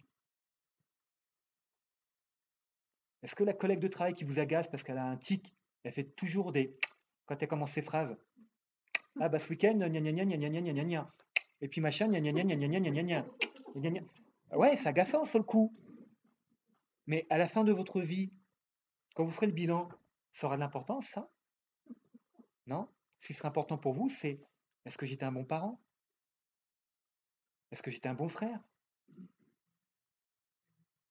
Est-ce que j'ai bien œuvré dans ma vie? Je me prenais la tête avec mon père. Il fumait trop. L'odeur de cigarette, la fumée de cigarette, ça m'a provoqué des migraines quand j'étais petit. Je supporte pas la cigarette. J'adore mon père. C'est l'être que j'ai le plus aimé au monde pendant cette partie de vie. Il m'a inondé d'amour. En plein hiver, quand j'étais chez lui, bah, il y avait tellement de fumée de cigarette, j'aimais tellement pas ça, j'ouvrais la fenêtre. Bah, lui, il gueulait. Ah, mon chauffage! Ah oui, c'était un petit ouvrier, il gagnait pas bien sa vie, donc quand il chauffait la maison, c'était pas pour chauffer la rue. Bah, je lui disais: «Bah ouais, mais moi, l'odeur de cigarette, j'en ai marre, ça me fait mal au crâne, j'en peux plus». «Eh bah, tu qu'à éteindre le chauffage!» «Bah, tu qu'à arrêter de fumer ou tu vas fumer dehors». 3-4 paquets de cigarettes par jour, hein. Fumer dehors, il aurait vécu dehors, plus, dehors que dedans. C'était un réflexe chez lui, il finissait sa clope, il en prenait une autre, il allumait. C'était la seule fois où je me prenais la tête avec mon père. Mon père est décédé, j'avais 26 ans. Je donnerais n'importe quoi aujourd'hui pour qu'il me balance la fumée de cigarette dans le nez. Voilà ce qui est réellement important. Recentrez-vous sur ce qui est réellement important. Qu'est-ce que vous pouvez faire pour vous et pour les autres? Mais ça doit commencer par vous. Parce que si vous sacrifiez constamment pour les autres, un jour vous aurez le sentiment d'avoir tout donné, d'avoir rien reçu. Vous serez dans la tristesse. Un jour mes guides, alors que j'étais très triste, parce que j'avais perdu quelque chose, mes guides m'ont dit: ne sois pas triste que ça n'existe plus. Réjouis-toi que cela ait existé. Tout est une question d'état d'esprit. Le verre n'est pas à moitié vide, il n'est pas à moitié plein. Il est. Et avec notre état d'esprit, notre libre arbitre, la manière dont on va diriger nos pensées, on va voir les choses ou positives ou négatives.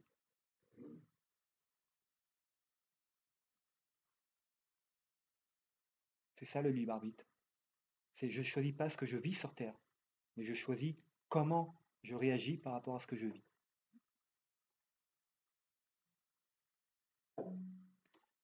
Par rapport à la notion de pensée d'état d'esprit, quand je me suis séparé de mon ex-femme en 2011, j'étais dans un état lamentable. Je comparais ma vie d'avant avec la vie qui m'attendait. La vie d'avant, j'avais une vie remplie de famille, les enfants à la maison, une femme, et ma vie à venir, c'était quoi? Le vide, le néant. Plus rien. Un abîme. C'était, j'étais vraiment pas bien. J'ai tout merdé. J'ai pas réussi. J'avais qu'une seule hâte, c'est qu'on soit le soir pour aller me coucher, parce que je me disais, au moins pendant que je dors, je souffrirai pas. Le soir est arrivé, je suis allé me coucher. Impossible de dormir. Je ressassais, je ressassais, je ressassais. J'avais beau essayer de m'abrutir, à écouter de la musique, à regarder un truc à la télé, rien n'y faisait. J'étais que dans dans toutes ces pensées. J'avais plus aucun contrôle sur mon mental. Au lieu d'essayer de fuir, je suis allé me prendre une douche, je suis revenu, je me suis assis en tailleur dans le lit, les doigts appuyés contre le mur, j'ai médité, je me suis connecté à fond à mes émotions, à ce que je ressentais. Au lieu d'essayer de les fuir et de me distraire, j'ai plongé à fond dedans. Et quand j'ai vraiment fait le tour de la souffrance et de la douleur, je me suis adressé à mes guides et je leur ai dit, si vous pouvez faire quelque chose, quoi que ce soit, je vous donne carte blanche. Je ne savais même plus ce qu'il fallait que je demande. J'ai laissé mes guides maîtres. Ils n'ont absolument rien changé dans ma vie. J'ai pu m'endormir, le lendemain matin je me réveille, rien n'avait changé dans ma vie. Mais j'étais hyper heureux. J'étais hyper confiant. La situation était toujours la même. Avant, j'avais une vie remplie, devant, le vide, le néant. La seule chose qu'ils ont changé, c'est mon état d'esprit. Ils m'ont montré le devant, ce vide, ils m'ont donné un nouveau regard dessus. Ce vide, c'était plus un échec, c'était un nouveau départ. Un nouveau départ de construire tout ce que je pouvais, tout ce que j'avais envie, tout ce que je souhaitais, que je désirais, sans avoir quelqu'un à mes côtés qui allait me critiquer, parce que c'était pas conforme à ce qu'elle voulait. Tout à coup, ce vide, c'était la liberté. Voilà ce qu'ils ont changé. Tout est une question de regard, d'état d'esprit. La manière que vous avez d'appréhender votre vie quotidienne, vous pouvez l'appréhender positivement de façon neutre ou négativement. C'est vous qui avez le choix. On a tous été formatés, conditionnés dans un système sociétal. Ça c'est bien, ça c'est pas bien. Tu travailles bien, tu mérites d'avoir des évolutions de carrière. Mais regardez la société telle qu'elle est aujourd'hui. Regardez qui sont les chefs, qui dirigent, les décisions qu'ils prennent. Ils méritent leur responsabilité. Quand on vous dit dorénavant, si vous prenez votre café debout, vous aurez une contravention. Vous êtes dans l'obligation maintenant de prendre le café assis. Et on a payé des centaines de milliers d'euros, le cabinet McKinsey, pour qu'il nous balance ça. Et on va appliquer. On va s'asseoir dans un café parce que le virus, il plane au-dessus. Je ne dis pas qu'il faut douter de tout, mais il faut reprendre, redevenir maître de ses pensées, réfléchir par soi-même.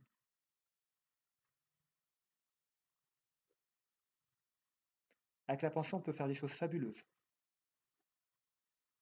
C'est éprouvé scientifiquement. Donc là, ce n'est pas mon expérience, c'est ce que j'ai vu d'études scientifiques qui avaient été faites. Et il n'y a pas qu'une seule, hein, il y en a plein. Hein. Prenez un groupe de malades, ils ont tous la même maladie, un cancer de l'estomac. Vous les séparez en deux.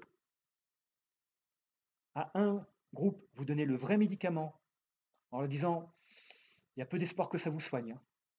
À l'autre groupe, vous donnez un placebo en disant ce traitement a déjà fait ses preuves, il a 98% de taux d'efficacité. Et vous êtes positif avec ce groupe-là. Et vous êtes plutôt négatif avec l'autre groupe qui a le vrai médicament. Hein.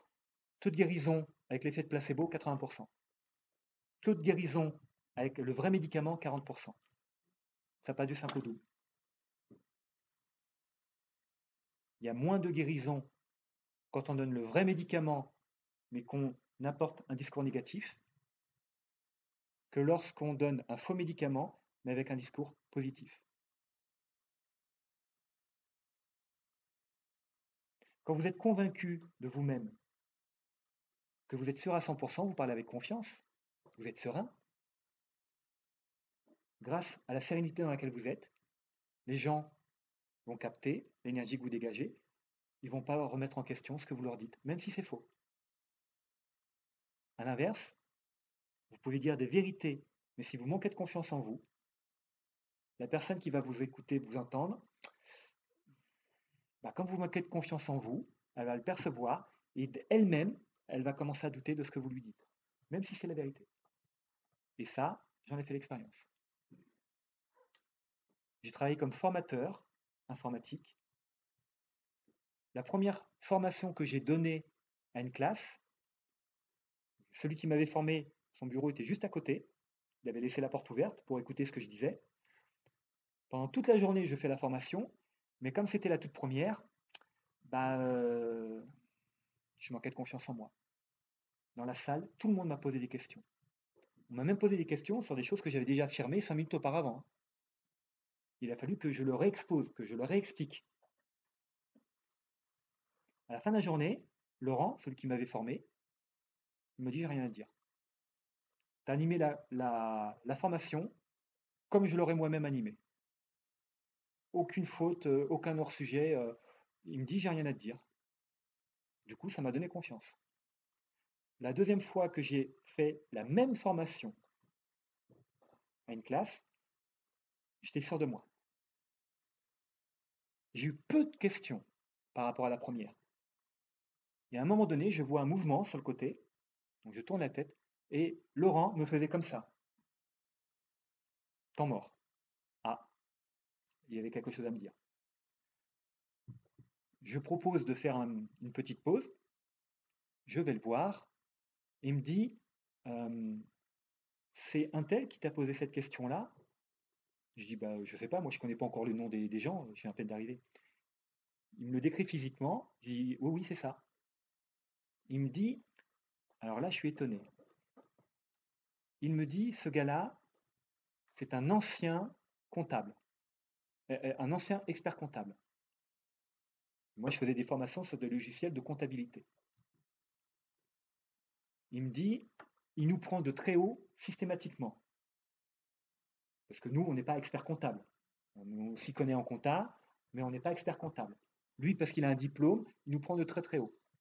Il passe son temps à dire qu'on est nul, à nous dévaloriser, à jamais être content, etc. Il me dit, là, il t'a posé une question, tu n'as pas du tout répondu à sa question. L'information que tu lui as donnée, c'est absolument pas la réponse à sa question. Je suis étonné qu'il ne t'ait pas humilié devant tout le monde. Il me dit, en fait, quand il t'a posé ça, il me montre sur le logiciel, il fait la réponse c'est ça. Il faut qu'il fasse comme ça, comme ça, comme ça, et là, il aura le résultat qui escompte. Bon, on reprend la formation, et je fais ça de manière intelligente quand même. Je dis au gars, reposez-moi votre question. Il me repose la question, et je dis, alors, toutes mes excuses, j'avais mal compris votre question. Votre question, et là, je lui montre sur le logiciel, en fait, vous devez faire ça, ça, ça, ça, ça. Et le gars lui-même me dit, ah oui, là c'est cohérent, là ça me parle. Tout à l'heure ça ne me parlait pas du tout, mais alors absolument pas du tout. Mais vous étiez tellement sûr de vous que, bon, bah, j'écoutais, j'ai cru. Donc, dans cette expérience, ça m'a fait comprendre que je manque de confiance en moi. Et pourtant, j'ai fait un parcours sans faute. Tout le monde a posé des questions. Tout le monde doutait. Tout le monde avait besoin d'être rassuré. Et la deuxième fois, convaincu, sûr de moi, je balance une énorme boulette et on m'a cru sur parole par rapport à ce que je dégageais. Pourquoi? Parce que j'avais confiance en moi. Encore une fois, c'est vos pensées. Vous demandez votre route à quelqu'un, à deux personnes. S'il y a une personne qui est hésitante et qui vous dit, alors, il faut prendre, vous continuez tout droit, il y a un carrefour, mais c'est pas encore celui-là, le deuxième à gauche. Ouais, vous prenez le deuxième à gauche. Si vous parlez comme ça, vous allez dire, oula, il n'a pas l'air de savoir de quoi il parle. Il y a quelqu'un qui passe derrière quand on ça, il fait, ah non, non, mais pour ça, c'est simple, tout droit, troisième feu à droite. Il est fort de lui. Troisième feu à droite, vous y allez et vous vous perdez dans la pampa.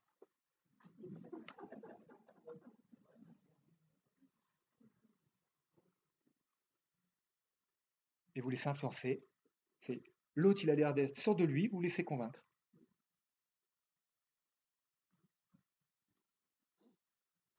Moi, je dis à mon fils qui me pose des questions, il a 18 ans là maintenant, il commence à s'intéresser justement à tout ce qui est spirituel, à s'ouvrir, à réfléchir sur la vie, etc. Il me pose des questions et je lui dis, il m'a même demandé pour la toute première fois un tirage là en début d'année. Je lui en ai fait un. J'ai vu des merdes arriver sur le plan familial et on est en plein dedans. Et voilà, donc il me dit, bah, maintenant je comprends pourquoi tu m'avais dit ça. Oui, bah, je n'avais pas compris au moment où je lui avais fait le tirage, mais maintenant qu'on y est, bah oui, on comprend lui et moi. Mais je lui ai toujours dit, je dis, ce que je te dis là, tu dois l'écouter, mais tu crois pas. Et je lui dis, dans tout ce que tu vas apprendre dans la vie, dans tout ton parcours, tu dois pratiquer le doute raisonnable. C'est douter raisonnablement. Pas prendre pour vérité absolue, universelle, quelque chose qui vient, mais pas non plus la rejeter à la corbeille. Je l'écoute, je vérifie. C'est ça le doute raisonnable. Je vérifie par moi-même. C'est le seul conseil que j'ai pu lui donner.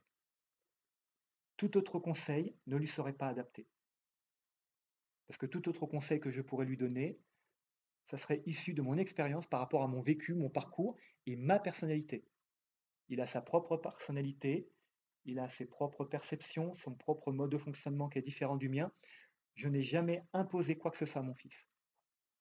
Je ne lui ai pas dit, fais telles études, euh, apprends tes leçons correctement, etc. Non, je n'ai pas influencé. Je vous ai dit tout à l'heure, nous avons tous été formatés dans la société. Et ça commence dès le plus jeune âge. Avec les règles à la maison. Papa, maman. On veut faire plaisir à papa et à maman. On n'aime pas quand ils se fâchent. Donc on apprend à écouter papa, maman. Et on fait ce qui est bien. On est valorisé par papa et maman quand on est un gentil petit garçon ou une gentille petite fille. Les parents nous disent c'est bien. On confond très souvent faire et être. Là encore, vous définissez en tant qu'être par rapport à ce que vous faites. C'est hyper restrictif. Votre métier, c'était quoi? Qu'est-ce que vous faisiez comme métier? Donc si je vous pose la question, c'est quoi votre métier? Vous me répondez. Ok. À côté? Alors, essayez de faire une phrase complète. Parce que là, vous ne facilitez pas la tâche. C'est un test dans lequel je veux que vous tombiez volontairement dans le piège et puis vous passez à côté. Donc, si on doit faire une phrase complète, je vais le faire avec vous, madame. Votre métier dans la vie, qu'est-ce que vous... Je suis animatrice. Vous êtes animatrice. Je lui ai demandé ce qu'elle faisait du verbe faire. Elle me répond, je suis animatrice du verbe être. Voilà. Rien que dans le langage, vous voyez, c'est là où je voulais en venir. Bon. J'étais secrétaire, c'est le verbe être. Si vous me répondez simplement secrétaire, elle n'a pas dit, elle n'a pas non plus. Voilà. Mais tout ça pour dire qu'on a tendance à se définir par rapport à certaines choses, mais ces choses qui vous définissent sont hyper restrictives. Vous n'êtes pas secrétaire, vous faites un travail de secrétaire, mais on prend des raccourcis. Mais les mots ont une résonance, une vibration, et comme dans tout l'univers, tout n'est que énergie et vibration, tout a une répercussion par rapport aux pensées que l'on peut émettre, à nos actions et à nos paroles, et même nos émotions.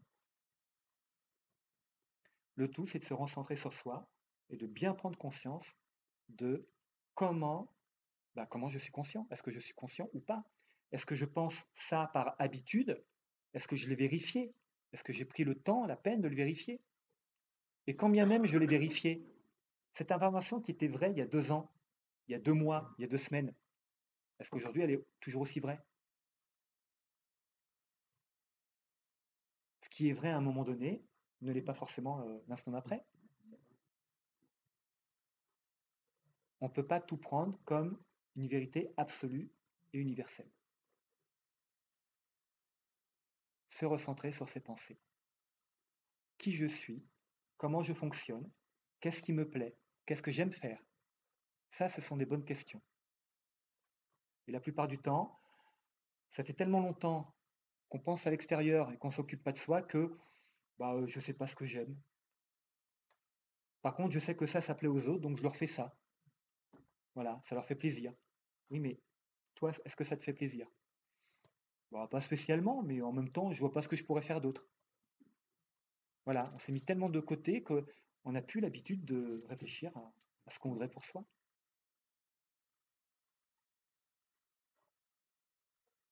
Se recentrer sur soi. La pensée est créatrice. Et en cultivant les bonnes pensées, vous mettez dans une situation sereine, vous cultivez de bons sentiments, et en étant dans de bons sentiments, vous serez beaucoup plus heureux. Et encore une fois, pas en dénonçant des choses qui vous sont désagréables, sinon vous faites le jeu du mal, vous avez un discours négatif. Il faudrait avoir une communication positive. Un exemple qui est tout bête, j'ai la fâcheuse manie d'arriver en retard. Si à chaque fois je dis tout le temps je suis désolé d'être en retard, je suis désolé d'être en retard, je suis désolé d'être en retard, les gens qui vont entendre je suis désolé d'être en retard, au bout d'un moment c'est négatif, hein, ils vont en avoir ras-le-bol et ils vont vous envoyer chier. Maintenant, si vous dites je te remercie de m'avoir attendu, je te remercie de ta patience, je te remercie de ta tolérance. Ben oui, mais pourtant on parle exactement de la même chose. Mais ça va pas, vous allez faire naître un sentiment dans la personne qui vous écoute qui va être complètement différent.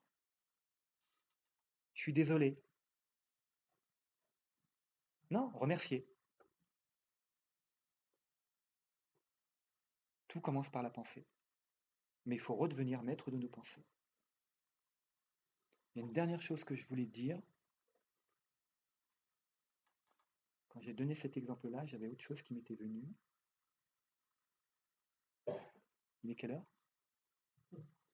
C'est l'heure? C'est pour ça qu'on me l'a retiré alors. Bon, je sais plus.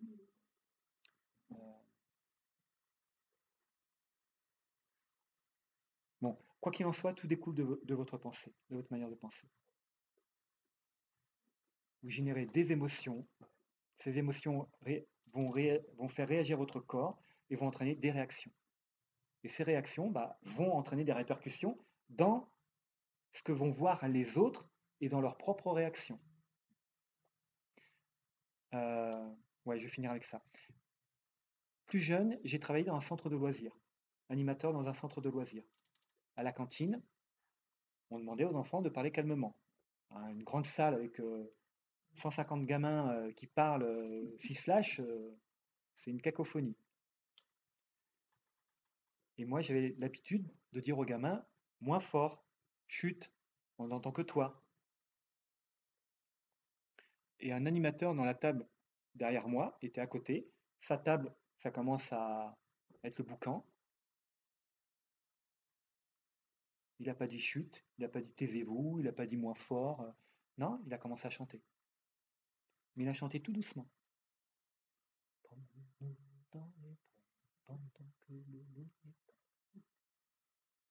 Bon, les gamins qui parlaient fort, ils n'entendaient pas, hein, mais l'animateur qui était là, lui, il est là, il regarde son camarade, il parle fort, gna gna gna gna. Mais l'autre qui regarde comme ça, il regarde son camarade, mais en même temps, il voit l'animateur.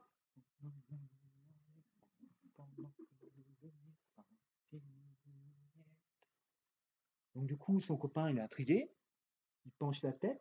Celui qui parle, il se retourne parce qu'il voit que le copain regarde quelque chose. Il entend l'animateur, mais du coup, toute la tablée, ça s'est propagé à toute la tablée, et toute la tablée écoutait l'animateur. Et à la fin, ils ont pu tous entendre qu'il chantait Promenons-nous dans les bois, pendant que Loulou n'y est pas. Voilà. C'est reprendre le contrôle de nos pensées pour reprendre le contrôle de nos émotions, de nos réactions.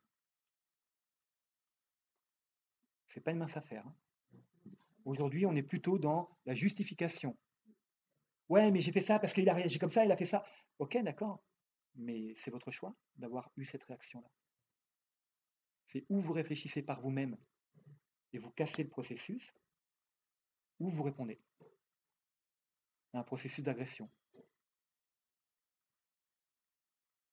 Que je vous énonce une vérité en criant, la vérité ne sera pas plus ou moins vraie que si je vous la chuchote. Et ça, je viens de le capter en direct. Quelqu'un qui vous parle de façon négative et agressive, vous pouvez très bien lui dire, mais tu sais ce que tu es en train de me dire, que tu me le dises en criant, que tu me le dises calmement, je le comprendrai dans les deux cas pareils. Je le comprendrai. Mais je n'aurai pas la même réaction. Et à mon avis, si tu le dis plus calmement, plus posément et plus respectueusement, il y a de grandes chances que je réagisse beaucoup mieux. Rien que ça, vous énoncez ça, ça va forcer la personne à réfléchir. Il y a de grandes chances que la personne vous dise « Mais je t'agresse pas là, qu'est-ce que tu me racontes ?» Parce qu'elle ne s'en rend pas compte. Mais après coup, sa réflexion va la poursuivre. Et après, elle se dira « Ouais, c'est vrai que j'ai peut-être été un peu brusque. » Et elle reviendra, puis elle présentera ses excuses. Alors que si vous dites « Oh, ça va, t'as pas à me parler comme ça, je suis pas ton chien. » Bon bah, vous continuez, c'est de la surenchère. On joue une partie de poker, mais on surenchérit. Se recentrer sur soi. Ne pas se laisser envahir par l'extérieur. Merci de votre attention. Merci.